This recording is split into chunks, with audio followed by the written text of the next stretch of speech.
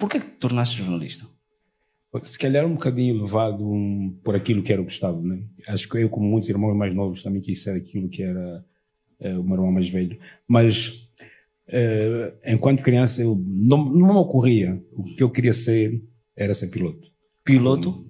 O meu pai era controlador de tráfego aéreo, então o meu contacto com a aviação começou muito cedo. E eu gostava de ir ao aeroporto, ver os aviões e tal. Então tinha essa paixão, mas perdeu-se a meio do caminho. Uhum. E eu dei comigo aí aos meus 17, 18 anos, olha, jornalismo. Eu não sei se, acho que não me dei mal, né? Ok. Portanto, isso nos anos 90, tu vais para os Estados Unidos. Em outubro de 1995. Ok. Portanto, para enquadrar, às vezes vou chamar tio, é o meu tio mais velho, né? Tipo, é verdade, eu há muitos anos de MPLA, nepotismo. Isso é nepotismo. Mas não é, porque ele não está aqui só porque é meu tio. Eu tenho a impressão que tu és o angolano que teve mais tempo fora de Angola, e eu não sei se tu não eras correspondente. Tu foste mesmo contratado por uma agência tipo a Angopa aqui, mas nos Estados Unidos, para trabalhar como efetivo lá, mas na qualidade sempre de angolano.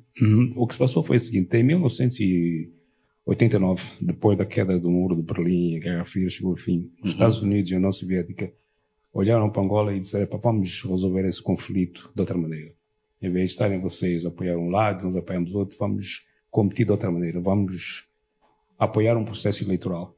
Mas eles sabiam que o governo angolano não queria confiar numa mediação conduzida pelos Estados Unidos, e a UNITA não haveria de confiar numa mediação conduzida pela Rússia, pela União Soviética. Então, vamos arranjar alguém. Escolheram Portugal.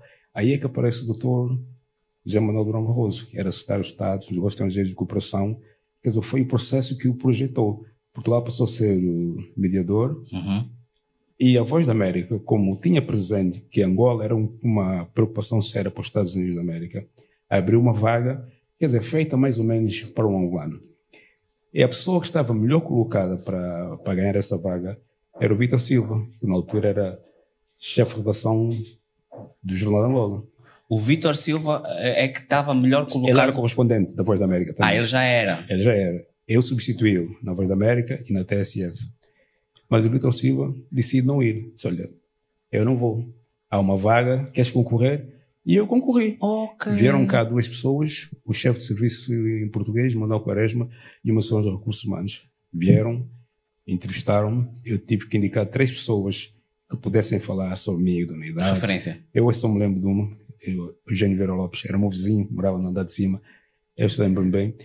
Isso foi em 91. Eu, entretanto, saí do Jornal de Angola, fui trabalhar para a Missão das Nações Unidas, e um dia, em setembro, outubro, telefonam para mim: olha, a tua vaga está em andamento. Tinha sido congelada porque o Clinton estava a fazer o que o Trump está a fazer agora, fechar, cortar gastos e tal. Okay. Mas não no mesmo processo, né? Sim.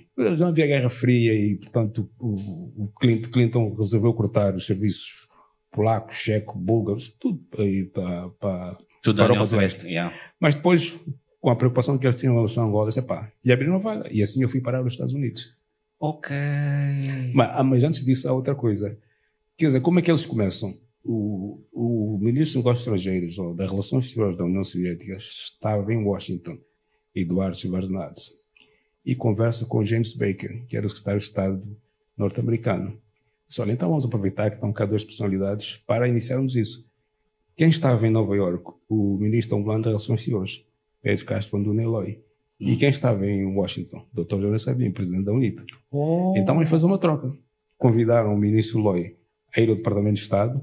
É a primeira vez que um membro do governo de Angola ia ao Departamento de Estado, e convidaram o Dr. Savimbi a ir à Embaixada da União Soviética.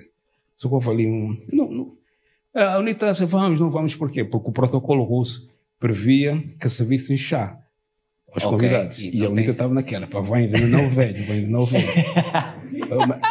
Mas, então o que é que foi feito? Serviram chá para o ministro da União Soviética e para o presidente da UNITA, usando o mesmo bolo. E, portanto, não havia problema. Ou seja, nós já somos paranoicos há muito tempo, não é? São coisas que estão registradas. Esse processo todo negocial é o livro do Jardim Moicalian, foi representante da UNITA em Washington, do embaixador José Patrício, também fala disso, foi primeiro embaixador de Angola nos Estados Unidos da América. Chester Crocker foi secretário de Estado para os Assuntos Africanos, e Luís Costa Riba. Todos eles falam disso de uma ou de outra maneira, mas essa questão do chá vem em detalhe no livro do Jardo. Agora que falas nisso, eu recordo-me que recentemente o Trump esteve na Arábia Saudita. Estavam a servir... Esteve? Na Arábia Saudita. Estavam a servir, não sei, deduzo também seja chá. Ele recebeu e o tempo todo ficou só assim parado, não bebeu, não fez nada. Portanto, acho que a paranoia não é só dos africanos. No caso do Trump... É outra coisa, né? Vai lá perto. Olha, recentemente o Ernesto Bartolomeu entrevistou o J-Lo. Em 2 mandatos, é a segunda entrevista, se não estou em erro, a um órgão nacional. O José Eduardo Santos também não dava muitas entrevistas, mas eu sei que tu não só acompanhaste-o em algumas viagens para o estrangeiro, como também tiveste presente pelo menos numa conferência de imprensa. Depois fizeste a entrevista, mas houve um período em que acompanhaste-o para o estrangeiro. Portanto, era isso. Eu andei um bocadinho com o presidente Eduardo Santos pelo interior de Angola e um bocadinho pelo mundo. A primeira vez que ele foi aos Estados Unidos, Bélgica, Inglaterra, alguns países africanos, eu acompanhei. Então ele vai aos Estados Unidos pela segunda vez em 1900 e... Não, vai a Washington na segunda vez que ele... A terceira vez, ele tinha estado a primeira vez com o presidente Clinton. Ok. Depois saiu dali de Washington, foi para o Texas a convite do ex-presidente Bush. Ok. E foi aí que o presidente Eduardo Santos teve um tete-a-tete com toda a nata do Partido Republicano. George Shultz, Alexander Haig, Bush. Foi aí que o presidente Eduardo Santos conheceu Bush filho. Foi nesse encontro. Depois voltou com o presidente Bush uns dias depois da morte do presidente da UNITA. Da morte do presidente da UNITA. Ao contrário do que é, digamos, a percepção geral, a visita do presidente Eduardo Santos depois da morte do presidente da UNITA não foi o resultado da morte do presidente da UNITA. Eu acho que o Dr. Savimbi morre a 22 de fevereiro, se não me engano. Sim. E a visita já tinha sido marcada no dia 16. O embaixador americano faz um approach com o Ministério das Relações Exteriores de Angola, do Botsuana e de Moçambique, e o Bush diz também, foram os Estados Unidos que iniciaram as diligências para essa visita. Está bem. E marcaram. A morte do presidente da UNITA foi só uma coincidência. Olha, por falar em presidente da UNITA, tu também entrevistaste o Savimbi algumas vezes? Entrevistei algumas vezes. Entrevistei-o aqui em 1991, quando ele veio das Matas. Nós tínhamos uma repórter fora de série, a Luísa Rogério. Ela cobria a UNITA e não havia assuntos da UNITA que escapassem a Luísa. Então nós instruímos a Luísa. A Luísa tenta uma entrevista com o presidente da UNITA. E a Luísa estava perto de conseguir. Há um dia... O Dr. Savimbi vai ao Futum para ser recebido pelo presidente Eduardo Santos. Ok. E eu coloquei assim uma pergunta um bocadinho. Dr. Savimbi, quando é que você fala para o Jornal de Angola? Só um dia desses eu falo. E eu lembro-me bem, não devia, não lembro bem, eu estava na redação do Jornal de Angola, o António Paulo, o César deve se lembrar, o número 31623 era o número. E o telefone toca. Jorge Valentim, olha, o Dr. Savimbi vai falar para o Jornal de Angola. Foi numa sexta-feira. Nós sentámos-nos, fizemos um brainstorming, e preparamos a entrevista e fomos ouvi-lo no sábado seguinte. A entrevista saiu no domingo seguinte, no dia a seguir, que a gente tinha uma coisa que chamava segundo caderno, é uma coisa de muita circulação. Naquela altura, o Jornal de Angola não tinha problemas de vendas. O Jornal de Angola tirava 70 mil cópias por dia. Esgotaram. Na altura em que ainda apostavam na educação, não é? A edição esgotou. Na terça-feira seguinte apareceu lá o Dr. Valentim a pedir ao Jornal de Angola a impressão de mais 30 mil cópias que a UNITA queria distribuir pelos seus porque staff. Eles sabiam ler. Então entrevistei-o aí e entrevistei-o depois no Bailundo. Ok. Assim, eu fui ao Bailundo, depois nas Nações Unidas e depois em Washington. Foi um dia como este, deviam ser 7h30 da manhã em Washington. Estávamos a fazer a nossa reunião de pauta e o meu lugar era num dos extremos da mesa, ao lado da minha mesa, ao lado do meu desk. E eu ouço o meu telefone e olho e reparo 871.